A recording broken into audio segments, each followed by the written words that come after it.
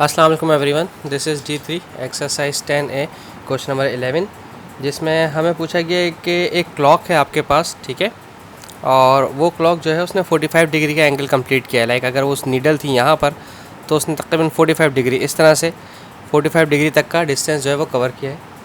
और कहते हैं कि if the hour hand is 1.5 metre long, ये जो है 1.5 मीटर लॉन्ग है, सो दैट्स ओके। और हमें पूछा है कि how far does the tip of the hour hand travel, यानी कि इसने ये डिस्टेंस कवर किया है, ये कितना डिस्टेंस कवर किया है। आप जानते हैं कि जो डिस्टेंस कवर कर रही है ये हमारे पास जो है ये आर्क लेंथ है। किसी भी सर्किल के अंदर अगर थोड़ा सा सर्किल का हिस्सा लिया जाता है तो वो आर्क लेंथ कहलाता है, ठीक है, पेरीमीटर कहलाता है सर्किल की आर्क का छोटा सा। तो इसका एक आर्क लेंथ का फॉर्मूला होता है, शायद आपको अच्छी तरह से पता हो।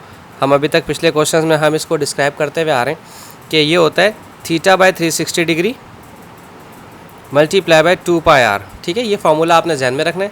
थीटा ऑलरेडी गिवन है, हमें 45 डिग्री गिवन है, this is 45 degree divide by 360 degree और मल्टीप्लाई बाय 2। पाई की वैल्यू आप जानते हैं 3.142, या आप 22/7 लेना चाहते हैं आप वो ले लें।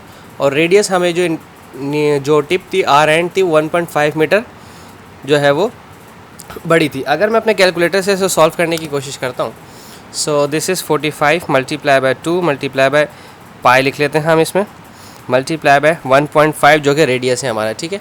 ये जो कंप्लीट वैल्यू आ गई इसको डिवाइड करवा दें 360 डिग्री से, सो दिस इज़ इट। अब हम इसको फ्रैक्शन में चेंज करते हैं, दिस इज़ 1.178। तो इसने 1.178, हम इसको 1.18 कर देते हैं राउंड ऑफ करके कि इसने इतना डिस्टेंस कवर किया है। सो 1.18 मीटर डिस्टेंस कवर्ड। सो बस इसमें सिर्फ इतनी सी ही बात थी और कोई इंपॉर्टेंट बात इसमें थी नहीं। सिर्फ आपको अगर फार्मूला याद है तो ये सवाल इजीली सॉल्व हो सकता था। आई होप आपको समझ आया हो। Thank you so much for watching my channel.